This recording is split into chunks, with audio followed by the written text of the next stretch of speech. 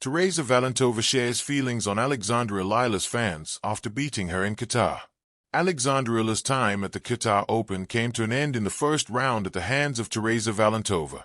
Eala versus Valentova was moved to center court in Qatar, such as the Filipinas' sudden popularity in the Middle East. The 20-year-old qualified through her ranking while Valentova qualified for the event, but the Czech star outclassed Eala with a 7-6-1 victory. After the match, Valentova praised the crowd, but admitted that she's played in front of one bigger stadium.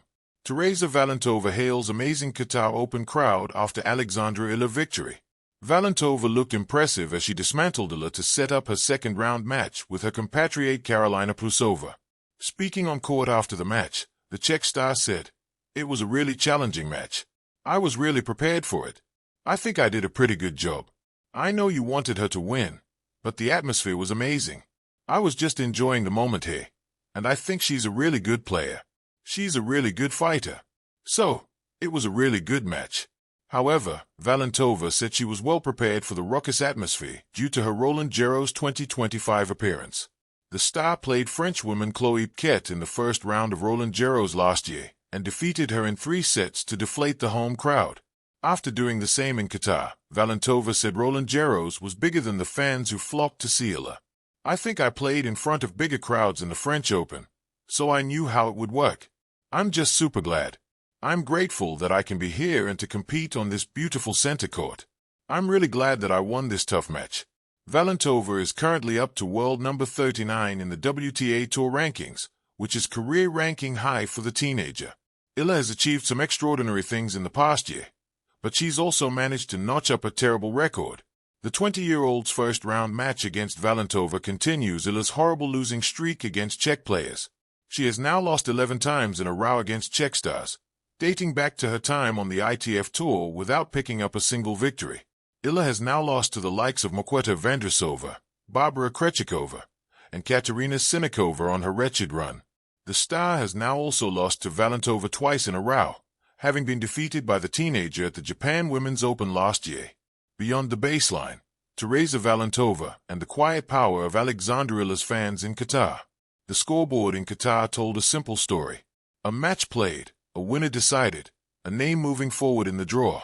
But for Tereza Valentova, the story did not end when Alexandra Eala's final shot landed in it.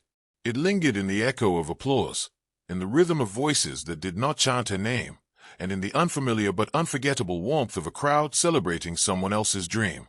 Losses in professional tennis are rarely just about tennis. They are about timing, belief, and the invisible weight of expectation. For Valentova, the defeat carried an added layer, facing not only a talented opponent, but an arena quietly transformed into a home court by Eala's fans. Filipino flags dotted the stands. Cheers rose with every rally. Eala survived, every winner she struck, every moment she refused to bend. From the opposite side of the net, Valentova felt it all. The sound of belonging. Crowds can be cruel. They can be sharp, dismissive, even hostile. But the atmosphere in Qatar was different. It was loud, yes, but not unkind. Valentova later reflected that what struck her most was not the noise itself, but the intent behind it. This was not cheering against her. It was cheering for someone. Eala's supporters carried the joy of representation of seeing one of their own competing on a global stage. Every clap sounded like gratitude. Every shout felt like belief made audible. For Valentova, still early in her journey on the professional tour, it was a lesson that no practice session can teach. Tennis is never played in isolation. Even in a sport defined by solitude, the emotions unshaken. Tereza Valentova's defiant poise after Doha drama. When Tereza Valentova walked off the center court at the Qatar TotalEnergies Open in Doha, the applause wasn't hers. It wasn't even polite or cautious. For much of the evening, the crowd, a sea of Filipino flags and shouts, was urging on Alexandra Eala, one of the sport's most beloved rising stars. And then Valentova did the unthinkable. She silenced it. What followed wasn't just a match victory, but a statement, quiet, grounded, and unshakable, about focus, poise, and the strange alchemy of competitive sport that turns cheers into fuel. The upset that still shocked. On paper, the scoreboard read like a close encounter, 7-6, 6, 6-1. But that score is misleading. It compresses an emotional rollercoaster into two tidy lines. In reality, Valentova and Eala waged a chess match populated by explosive forehands, tactical retreats, and a passionate, partisan crowd that practically screamed at every missile winner from their Filipino hero. Eala had the support, the momentum, and the storybook narrative. She's the first Filipina to crack tennis's elite rankings, and her fans follow her like religion wherever she plays. But Valentova, at 18, she's still staking her claim on the world stage. A qualifier who arrived in Doha with a breakthrough year already under her belt and the taste of bigger ambitions in her mouth. So when she won, taking the tiebreak, then opening up a second-set flurry that left spectators awestruck, it was more than a result. It was a seismic jolt. 2. The crowd, intensity, noise, passion, not an obstacle, but a mirror. It would have been easy for many players, especially youth, to falter under a displaced crowd's roar. Many get rattled by hostile atmospheres. Some crack. Some bow to the weight of fanatic support for their opponent. Yet Valentova's response was the opposite of flinching. In her post-match on-court interview, she acknowledged the energy. Rather than grumble about it, she almost welcomed it.